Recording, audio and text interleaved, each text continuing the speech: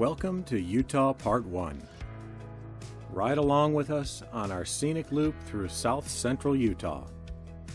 On this nearly week-long adventure, we started our trip with a Utah classic while taking the scenic drive through the Valley of the Gods. Camped under a Mexican hat. Hiked to the dwellings of ancients. Slept under a blanket of stars. Got ourselves on the not-so-straight but narrow path through Little Wild Horse Canyon. Did a little lunar exploration in the Rubicon. Climbed into the world's largest ashtray. And finally, explored a watercolor palette of sandstone that changed color before our eyes.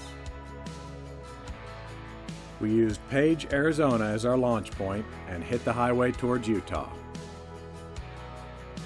We would drive southeast, then northeast using Arizona 98, US 160, and US 163, passing through Monument Valley and Valley of the Gods on the way to our campsite in Mexican Hat. Of course, we had to stop to take the obligatory picture looking back down Highway 163 towards Monument Valley.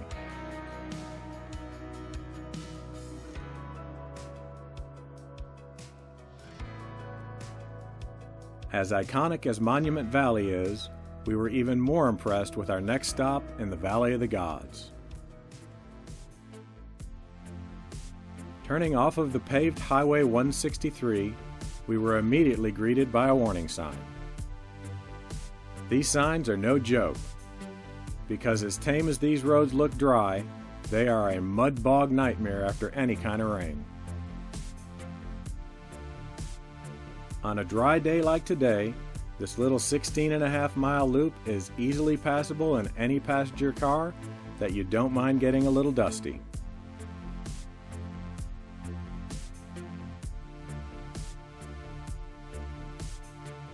The rock formations out here are simply stunning, and there are nearly endless places to stop, enjoy the views, and take some pictures.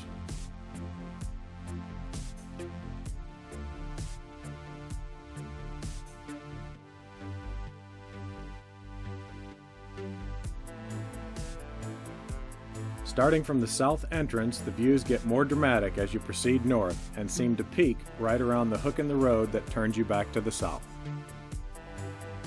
The road seems pretty well maintained. A few sections were a little washboarded, but not too bad at all. Right around the top of the loop, we ran into a little bit of a traffic jam, which was pretty easily sorted out.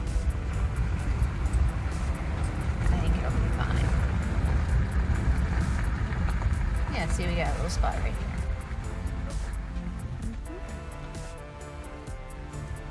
Yeah, let's go right there.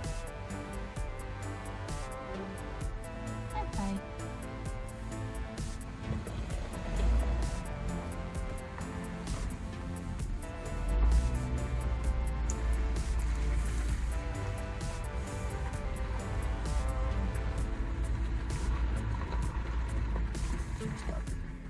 We also noticed that there were quite a few dry campsites available in this area, but we already had our sights set on something a little different for tonight.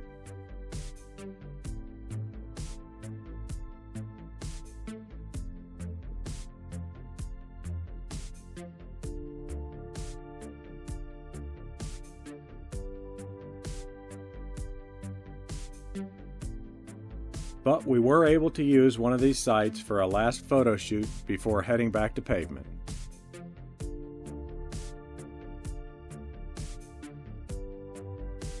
We had only been here a couple of hours, and we were already amazed at the beauty of Utah.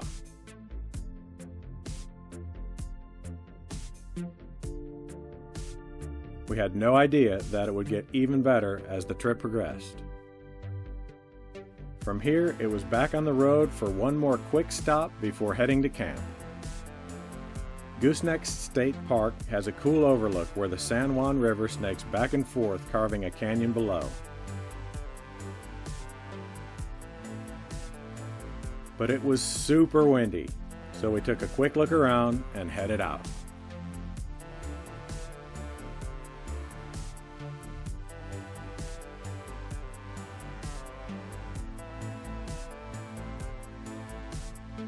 The campsite we decided on for tonight was not too far away and was near the Mexican Hat Rock and the San Juan River. There are quite a few spots to choose from in the area, and we were thankful that they didn't all fill up the night that we stayed there. We chose a spot that backed up to a notch that had been cut into the stone by water erosion. The views of Rapley Ridge to the east were a somewhat sharp contrast to the other surrounding areas. Geologically speaking, this feature is a monocline and not a ridge, where deep compressional forces cause the rock layers to fold steeply upward along a relatively straight axis, creating a step up in the ground. The western slope has about 1,600 feet of relief, and the colors really intensify near sunset.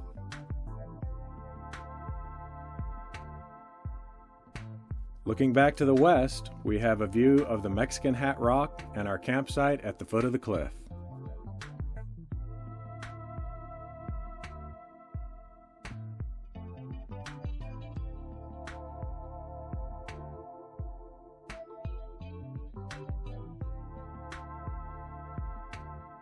While I was exploring with the drone, I also noticed that there are campsites on top of the cliffs.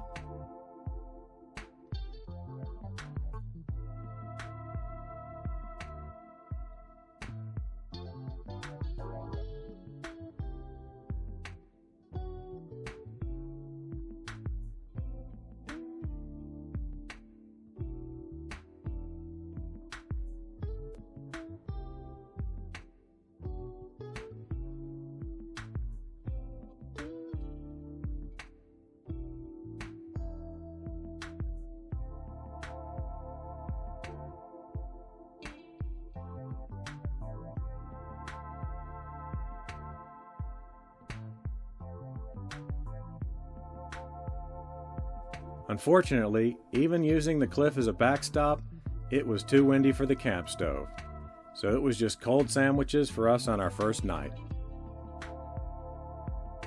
With the light fading, I tried for a sunset picture with the hat, and then it was off to bed. Be sure to tune in for part 2, where we find a fun road we weren't expecting, we hike to some amazing ruins, and head for the San Rafael Swell.